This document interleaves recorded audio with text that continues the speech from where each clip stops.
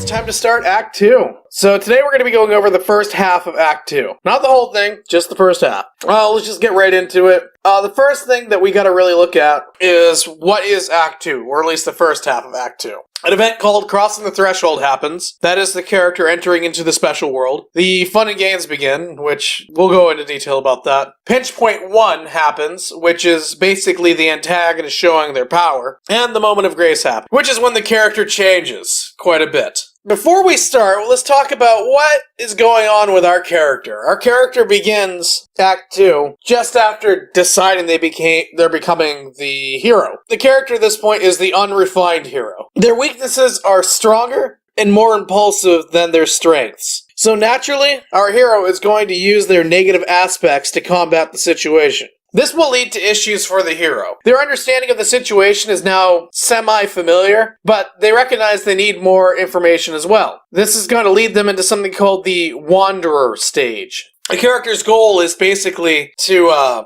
get as much information as possible to identify the task at hand.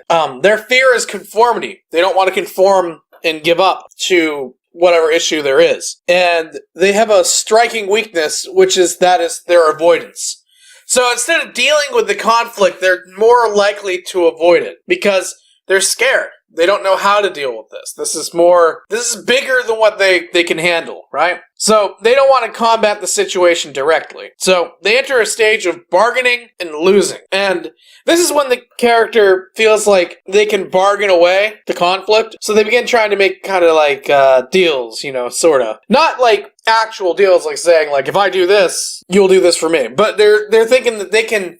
There's going to be some magic recipe. Like, they're going to be able to do something, and this conflict's going to go away. They're going to lose. Whenever they do these things, it's going to be worse on them. The character's also now in a state of guilt. The state of guilt that they were in before has cemented itself. They feel guilty for their weaknesses and inaction. So in order to compensate for this, they're going to pretend that did not exist out of embarrassment. They're going to be gung-ho. They're going to be right in it, They're going to try to feign away any type of, I didn't want to go into this. So they're going to be headstrong. Let's get to the first scene. The first scene is going to be Crossing the Threshold. The character is now committed to the change and enters into the special world, the one that they're not familiar with. They need to find their footing, and often in this portion of the story, the character kind of flip-flops. He tries to do things right, but it shows that they're really not skilled at whatever they're doing, or they just don't know what's going on. They're naive, they're infantile. This leads to a crisis or a decision.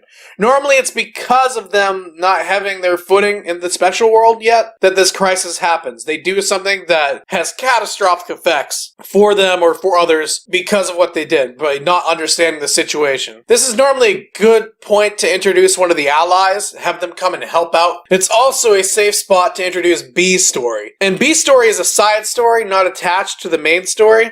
Normally this would be like the love story. That's what the most people suggest putting in there, is the love story. You can put in any number of different other B stories though. The next scene is they're going to be tests, allies, and enemies. The main character is tested through events, and they discover who their friends are and who their friends are not. They will often make assumptions about people and have them not correct.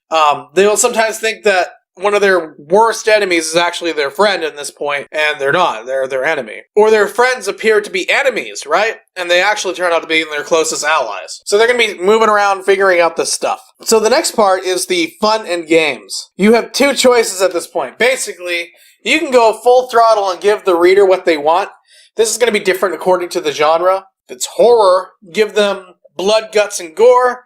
If it's action you want, give them action. Give them explosions. Give them guns. If it's romance, give them romance. If it's whatever it is that is for the genre specific, give them it. Give them tons of it. Alright? Give them it so much that they're sick of it. Or you can do another thing. You can give the character what they want. And what I mean by that is give them a break from all this horrible stuff that's going on in their life. Just let them sit back. Normally, some people like to give it, like, if you happen to be, William Gibson, you're gonna give him a sex scene. If you happen to be, certain other authors, you're gonna give them different things. It's whatever the character desires, but normally this is where you'd slot in the fun stuff in your book. And then it leads to Act 2.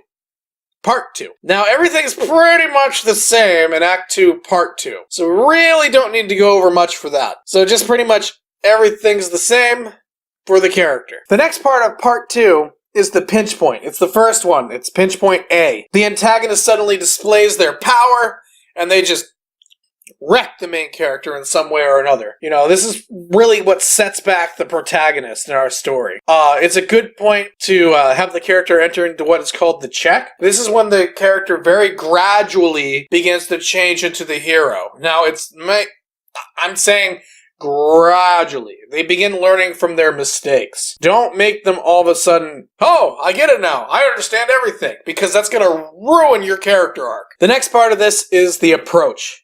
The character and their allies are going to be committed to confronting the antagonist in the special world, in the antagonist's world. This will enter into the part that's called the moment of grace or the ordeal. This is when the character goes to face their greatest fear, and the consequences of failure is normally death or something very, very, very serious to them.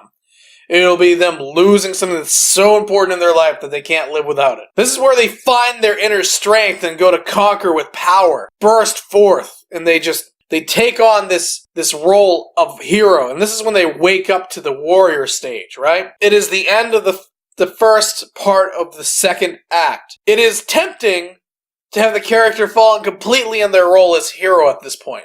However, you don't want to do that. You want them to, once again, gradually gradient into this role of hero. You don't want the reader to be able to point at that event and say, that's when my character became a hero. That's when my character turned into a hero. No, instead you want them to say, oh, that's where they started to change. You want to try to make this as fluid as possible.